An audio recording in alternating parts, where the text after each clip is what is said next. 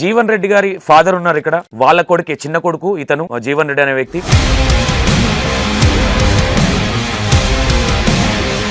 చిన్న అయినా వాళ్ళ అత్తని చంపిండని చెప్తా ఉన్నారు. ఇప్పుడు ఏ విధంగా చూడవచ్చు అంటే ఇలాంటి ఆమె ఎట్లాంటిది ఉండే, ఈయన ఎట్లాంటి వాడు, న్యాయం న్యాయం మాట్లాడు,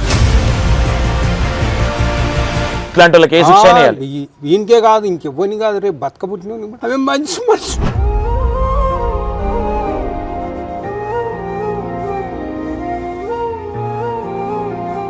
వాళ్ళ అత్త చాలా మంచిది ఉండేనంట, ఆయన కూడా ఏడుస్తా ఉన్నాడు.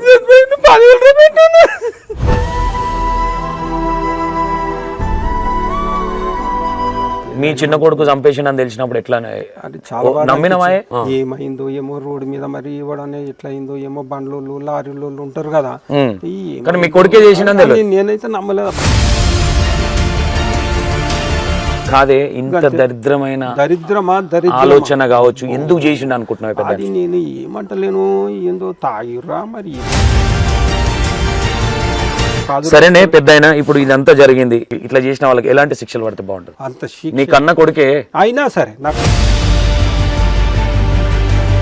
ఈ రోగం ఏం బాధ అయితే నాకు షుగర్ బీపీ పానం వణుకుతుంది. అవునే అవునే చూస్తున్నా, అదే నేను ఏం చేయాలి చెప్పండి.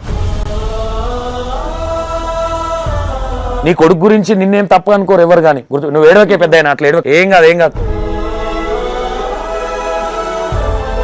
నమస్తే, జీవన్ రెడ్డి గారి ఫాదర్ ఉన్నారు ఇక్కడ, ఒకసారి వాళ్ళ కొడుకే చిన్న కొడుకు ఇతను జీవన్ రెడ్డి అనే వ్యక్తి. ఇంతకుముందు ఇలాంటిది ఏదన్నా ఇలాంటి సంఘటనలు ఏమన్నా చేసి ఉన్నాడా, లేదంటే ఫస్ట్ టైమా, అసలు ఏంటి, ఇతనికి ఏమన్నా చెప్పిండా, వీళ్ళకి ఎప్పుడు తెలిసింది, ఏం జరిగిందని అడిగే ప్రయత్నం చేద్దాం. పెద్దయినా నమస్తేనే. ఓకే, ఏ జీవన్ రెడ్డి ఏమైతాడా నీకు? చిన్న కొడుకు. మీ చిన్న కొడుకు వాళ్ళ అత్తని చంపేసిండన్న విషయం మీకు ఎప్పుడు తెలిసింది? అస్సలు నాకు తెలియదు, చచ్చిపోయినాకనే తెలిసింది.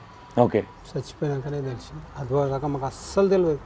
నేను నాకు ఇప్పుడు దగ్గర 4 నెలల 15 రోజులు 10 రోజులు అవుతుందేమో.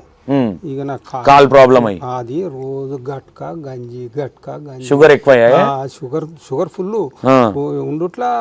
డాక్టర్ గారు చెప్పబట్టి డాక్టర్ గారు నువ్వు జొన్నలు తినాలి అనబట్టి అట్లా నా పరిస్థితి. అంటే నీ పిల్లలు ఇప్పుడు నీకు ఎంతమంది పిల్లలు? నాకు ఒక బిడ్డ, ఇద్దరు కొడుకులు. ఈయన ఎన్నో అయినా లాస్ట్ అయినా చిన్న అయినా మరి అలా అత్తని చంపిండని చెప్తా ఉన్నారు. ఇప్పుడు ఏ విధంగా చూడవచ్చు అంటే ఇలాంటి ఆమె ఎట్లాంటిది ఉండే, ఈయన ఎట్లాంటి వాడు?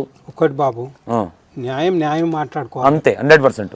నా కొడుకైనంత మాత్రాన మెచ్చుకున్నాడు కాదు, ఇది సంపాలే, ఏ శిక్షణ వేయాలి, న్యాయం. ఇట్లాంటి వాళ్ళకి ఏ శిక్ష వేయాలి? ఈయనకే కాదు ఇంకెవ్వని కాదు, రేపు బతక పుట్టిన అవి మంచి మనిషి.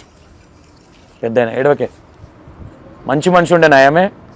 చూసిరా ఏడుస్తా ఉన్నాడు, వాళ్ళ కొడుకు చేసిన పనికి. వాళ్ళ అత్త చాలా మంచిది ఉండేనంట, ఆయన కూడా ఏడుస్తా ఉన్నాడు. మోటార్లు ఇచ్చిన నేను ఎన్ని చేసినా 10 రూపాయలు పేరు లక్ష్మణరెడ్డి బొల్లార పైన అంటే నా పేరు మంచిగా ఉండే, నా పేరు ఖరాబ్ అయింది. కొడుకు వల్ల పేరు ఖరాబ్ అయింది.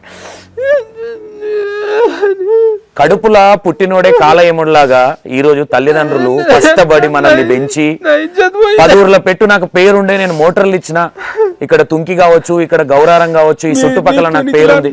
తునికిలాడు లక్ష్మణరెడ్డి బొల్లార పైన అంటే చెప్తారు మొత్తం. మీ తునికిలో ఎవరు మీరు అంటే మీరు మేము కుర్మోళ్ళమే, మీ ముత్త పెంటే గిట్టి నేను పెంటే లేకుండా చచ్చిపోయాడు, మీ పెంటే మోటార్ ఇచ్చిన అందరికి ఇచ్చిన. నేను మెకానిక్ షాప్ ఉండే, నాకు మెకానిక్ షాప్ ఉండే తుర్కపల్లిలో మెకానిక్ షాప్ ఉండే, మోటార్ల మెకానిక్ షాప్. చుట్టూ 10 రూపాయలు నాకు మంచి పేరు ఉన్నా, నేను ఇజ్జత్గా బతికినోని. నాకు ఏంది బాధ, నాకు ఏం అర్థమైతే లేదు, ఏంది నా బాధ. అదే నీ చిన్న కొడుకు ఇది వరకు చిన్నగా ఉన్నప్పటి నుంచి ఇలాంటి పనులు ఏమైనా చేసి ఫస్ట్ టైం? ఏం చేయలే అస్సలు, ఎక్కడ చేయలే. 4 ఏళ్ళ పోయి తుర్కపల్లిలో ఉంటున్నాడు. ఇక నేను అనుకున్నా ఇక వాళ్ళంతా వాళ్ళు బతురు కదా, బతుకని ఇక ఎందుకు ఇటుకొచ్చి ఎందుకు ఇక వీళ్ళోటి వాళ్ళోటి. మళ్ళీ ఇంకోటి బాబు, మనం ఎన్ని రోజులు చేస్తాం, మళ్ళీ ఎన్ని రోజులు పెడతాం అంతే. ఇక వాడు ఒక రూట్లో పోని, వాడు ఒక పని చేసుకుంటే మంచోడే కదా, డ్యూటీ దొరికించుకున్నట్టుండు కదా పోనీ. అంటే అంతకన్నా ముందు ఏం పని చేస్తుంటే మీ కొడుకు? ఏం లేదు కదా, అదే చదువుకున్న రోజులు ఒక 2 ఏళ్ళు కోళ్ళ పరాలు నడిపించడం. ఇక ఆడికెళ్ళి నాకు డ్యూటీ వచ్చింది, ఆయన నేను తుర్కపల్లికి పోతే చేసుకుంటా అంటే చేసుకోపోరా అన్నయ్య. నీ సంసారం నీకైంది, పిల్లలు అయిరి ఇక నీ భార్య నీ పిల్లలు సరే నీకు తోచిందనా బతుకు బిడ్డాను ఏమన్నా బతుకు అని చెప్పిన. ఓకే, ఇప్పుడు మీ చిన్న కోడలు వాళ్ళ అమ్మ ఉంది కానీ ఆమె గురించి రామలమ్మ మీతో ఎట్లుండేనే? ఆమె మంచిగా ఉంటుండే ఆమె మంచిగా ఉంటుండే. అన్ని మనం అబద్ధం మాట్లాడదు, దరిద్రం మాట్లాడవద్దు. అట్లా మీ చిన్న కొడుకు చంపేసిండు అని తెలిసినప్పుడు ఎట్లా అది చాలా నమ్మినవా? నేను అసలు నమ్మలే ఫస్ట్ లా. ఏమైందో ఏమో రోడ్డు మీద మరి ఇవ్వడనే ఇట్లా అయిందో ఏమో, బండ్లు లారీలు ఉంటారు కదా, మీ కొడుకే చేసిన నేనైతే నమ్మలేదబ్బా, అసలు నమ్మలే.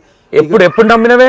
సీసీ కెమెరాలో ఫోటోలు పోలీసు వాళ్ళు పట్టుకపోయి చెప్పిర్రు అనగానే అరే నీ అమ్మ ఇది ఎక్కడ విషయం పాడైపోయాయి, ఎందుకు పోవాల్సి వచ్చింది, చంపవలసిన పని ఏముండే, ఎందుకు ఏంటి, ఇప్పుడు ఏదైనా భూమి జాగు ఉంటే ఎట్లయినా ఇద్దరు బిడ్డలు ఉన్నారు, ఇద్దరు బిడ్డలకి అవుతుంది ఎన్నిటికైనా. మరి ఇప్పుడు ఎప్పుడన్నా నీతోనా మీ చిన్న కొడుకు ఎప్పుడన్నా వాళ్ళ అత్త గురించి ఏమైనా చెప్పడం జరిగింది? ఏం చెప్పలే మరి. అవి చెప్తే నేను అడగకపోతున్నా ఏదన్నా. మీకు ఎన్ని ఎకరాలు ఉంది పొలం? నాకు ఉంటది ఒక 4-5 ఎకరాలు ఉంటది. 4-5 ఎకరాలు షేర్ ఇద్దరికైనా అంతే, షేర్ 2 ఎకరాలు ఎక్కువేం లేదు కానీ కాకపోతే ఇజ్జత్ గా బతికిన బాబు. నేను మెకానిక్ షెడ్ ఉండేగా, ఆ రూపంగా అందరికి గుర్తు, అన్ని ఊర్లలో నీ దగ్గరికి వస్తుండే కాబట్టి. అప్పుడు మోటార్లు స్టార్టింగ్ మోటార్లు అయినప్పుడే నాకు మెకానిక్ బాయ్ మోటార్లు ఉండే మెకానిక్ నేను. ఇక అట్లా గుర్తుంది, అందరు తెలుసు. లక్ష్మారెడ్డి అంటే అబ్బా మంచి మనిషి అనేది ఒక ఇజ్జత్ ఉంది అంతే. నా దగ్గర ఏం లేవు, పైసలు లేవు, పొలం లేదు, ఏం లేదు, ఒక 4-5 ఎకరాల భూమి ఉన్నది. కాదే ఇంత దరిద్రమైన ఆలోచన కావచ్చు, ఎందుకు చేసిండు అనుకుంటున్నావు? అది నేను ఏమంటలేను, ఏందో తాగిరా మరి తప్పిరా మరి. 6 నెలల నుంచి ప్లాన్ చేస్తా ఉన్నాడు. నాకు జర్ర దొరికితే ఇషారా తెలిస్తే నేను ఊకుందిరా, ఏందిరా అని అడుగుతుంటే కదా. నాకు అసలు తెలియదా, ఏం తెలియదు, ఇట్లా అయ్యేదాకా తెలియదు. ఓకే, ఇక నాకు ఈ 4 నెలల 15 రోజులు అవుతుండొచ్చు. ఇంకా ఇదే పని మీద నాకు ఇక ఎటు ఊరు లేదు, ఏం లేదు, ఇంట్లోనే ఉంటుంది. నీ పరిస్థితి బాగాలేదు కాబట్టి నువ్వు ఊడే లేదు. ఇదేం సరేనే పెద్దయినా, ఇప్పుడు ఇదంతా జరిగింది, ఇట్లాంటి వాళ్ళకి ఇట్లా చేసిన వాళ్ళకి ఎలాంటి శిక్షలు పడితే బాగుంటుంది? ఉరిశిక్షలు వేయాలి డైరెక్ట్, ఇంకొకటి చేయకుండా మళ్ళీ రేపు తరతరాలకు.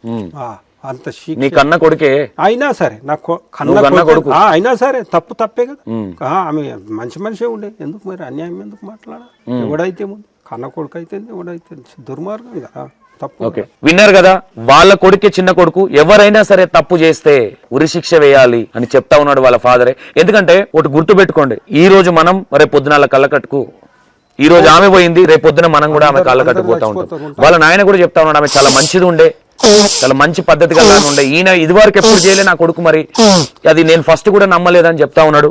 సరే, ఏ తల్లిదండ్రికైనా చూసినావా ఈ రోజు కన్నుల్లే నా కొడుకు శిక్షపడని అనే స్థాయికి తెచ్చుకున్నారంటే గుర్తు పెట్టుకోండి, ఓకేనా? రేపు పొద్దున ఎవడన్నా చేయాలన్నా కనీసం కొంచెం అన్నం తింటున్నాము, పెండ తింటలేము, కొంచెం మైండ్ పెట్టి ఆలోచించండి. మీడియాలలో ఇన్ని జరుగుతూ ఉన్నాయి, ఇప్పుడు గుర్తు పెట్టుకోండి, ఇలాంటివి చేయాలనుకున్న వాళ్ళు కూడా మీరు ఎన్ని రోజులున్నా దొరుకుతారు. ఆస్తి కోసం ఏం బొందలు పెట్టుకొని పోతాము కదనే పెద్ద. ఈరోజు కన్నుల నోట్లకి ఉరిశిక్ష చేయాలనే స్థితికి దిగదారడం అనేది కరెక్ట్ కాదు. మేము బతికేది కష్టం ఉంది, మా అంతలో మాకు ఈ రోగం ఏం బాధ అయిందంత. నాకు షుగర్ బీపీ పానం వణుకుతుంది. అవునే చూస్తున్నా, అదే నేను ఏం చేయాలి చెప్పండి. ఇటువంటి పని ఎవరు ఒప్పుకుంటారు? ఒప్పుకోవద్దు. కరెక్ట్, నువ్వు మాట్లాడింది కరెక్టే. నీకున్న పేరుకి ఇప్పుడు, ఎందుకంటే సమాజం చూస్తూ ఉంటుంది కాదా, పరాయన కొడుకు సరేని పెద్ద అయినా నేను ఏమైనా ఇబ్బంది పెట్టుంటే సారీ. మంచి మాట చెప్పినావు. రేపు పొద్దున ఎవరైనా సరే గుర్తుపెట్టుకోండి, అక్కడ ఆడపడిచైనా ఇక్కడ ఈయనైనా వాళ్ళ అక్కగారు మాట్లాడేది కూడా కరెక్ట్గానే, ఆమె ఏం తప్పుగా మాట్లాడతలేదు.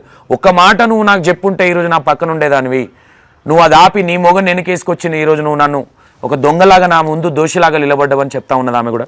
ఓకే, వాళ్ళ అమ్మగారు కూడా ఉన్నారు కానీ ఆమెకు ఎందుకంటే తెలీదు, వాళ్ళు ముసలోళ్ళు, వాళ్ళ పరిస్థితి బాగాలేదు.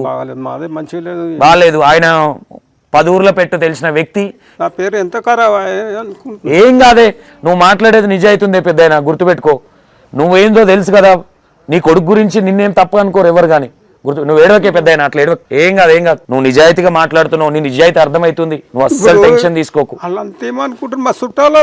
ఏమనుకోరే, నిన్నేమనుకోరే పెద్ద, అంటలేరు కానీ అదే అంటారు. ఆయన ఉంటది కదా నీ మనసు కనిపిస్తుంది.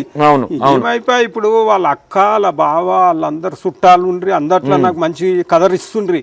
పోతే బొల్లార పైన వచ్చి మంచి కదరిస్తుండ్రి. అందరూ వాళ్ళ పెద్దమ్మోళ్ళు వీళ్ళు నాకు మంచి కథలు ఇస్తుండ్రి, మంచి రెస్పెక్ట్ ఇస్తుండే. నాకు ముఖం లేకుండా అయిపోయాయి కదా అని బాధ. అవును అవును. ముఖం లేకుండా అయిపోయా. ఎందుకంటే కష్టపడి 10 ఊర్ల పెట్టు పేరు తెచ్చుకొని ఈ రోజు చిన్న కొడుకు వల్ల నేను ఇన్ని రోజులు నేను నిజాయితీగా బతికిన, నా పేరు చెప్తే చాలా మంది రెస్పెక్ట్ ఇష్టోళ్ళు ఈ రోజు నా చిన్న కొడుకు వల్ల. ఏ ఊరు ఎక్కడవో ఏ ఊరికో అంత మెకానిక్ పని మొదల నుంచి చేసిన కదా, అంత గుర్తు. అందరూ ఈ వ్యవసాయం చేసే వాళ్ళు అందరూ నీ దగ్గరికి వస్తారు కాబట్టి గుర్తుపడతారు. నేను మంచి గుర్తుపడతారు. ఇంత మంచి పేరు ఉండే అమ్మాయి అవులా. ఏం కాదే పెద్ద, నువ్వేం టెన్షన్ తీసుకోకు. నీకు ఆల్రెడీ షుగర్ ఉంది, షుగర్ వణుకుతా ఉన్నావు, నువ్వేం పట్టించుకోకు. సరే ఎట్లా ఏదంటే అట్లా అవుతుంది, ఆ పైన దేవుడు చూసుకుంటాడు. ముందట అందరి ముందట జర ముఖం కొట్టేసినట్టు చాలా బాధ అనిపించదా? నీకు ఎప్పుడు తెలిసిందే ఈ విషయము? అదే వీళ్ళు పోయిర్రట, పోయినాక పోలీసు వాళ్ళు వచ్చిర్రట. వీళ్ళు వాళ్ళు వచ్చిర్రు, ఇట్లా మేవాడు సీసీ కెమెరాలో చూసిర్రు, మేవాడు అన్నట్టు అన్నవద్దు. అరే అమ్మాయి ఇట్లా ఏంది అనిపించింది. ఈ చెడు ఆలోచన ఎందుకు పుట్టింది ఏంటిది అనిపించింది. ఇక అప్పుడు నాకు అంతవరకు అసలు తెలియదు. ఓకే ఓకే, విన్నారు కదా. ఇక నేను ఆయన పెద్ద ఎక్కువ ఇబ్బంది పెట్టను. మనం తుంకి బొల్లారంలో ఉన్నాం ఇప్పుడు ప్రజెంట్. వాళ్ళు చెప్పే విధానం ఈ విధంగా ఉంది. ఎందుకంటే ఎవరిని మనము తెలియకుండా నీకు డిక్లరేషన్ ఇవ్వడం అనేది వాళ్ళు కూడా చెప్తా ఉన్నారు. ఆమె చాలా మంచిది ఉండే, మరి మా కొడుకు కూడా మంచిగానే ఉండే, మరి ఎందుకు ఇట్లా చేసిండో మాకు అర్థమైతలేదు. తర్వాత వేరే వాళ్ళ త్రూగా తెలిసిందని చెప్తా ఉన్నారు. Right, thank you so much.